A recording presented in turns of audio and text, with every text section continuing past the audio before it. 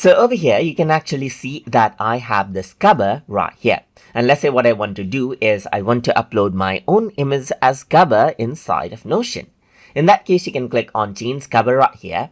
And over here, you can see the covers that are there as presets which are pre-built.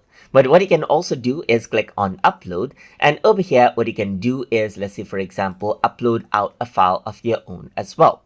Once I were to do that, I can go around and navigate out and choose an image of my choice right here. And that will be uploaded as a cover page, as you can see right here, just like this as well. You can also go ahead and change the cover and then access out covers from Unsplash, as you can see, and sets for, let's say, for example, computer, let's say, for example. And then what happens is that you can simply choose the cover right here from Unsplash as well. So that is what you have.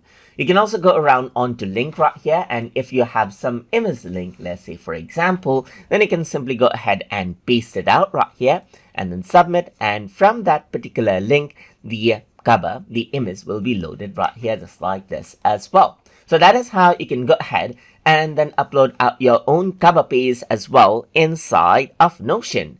So I hope you guys learned something as always. And as always, please like, comment, share, and subscribe.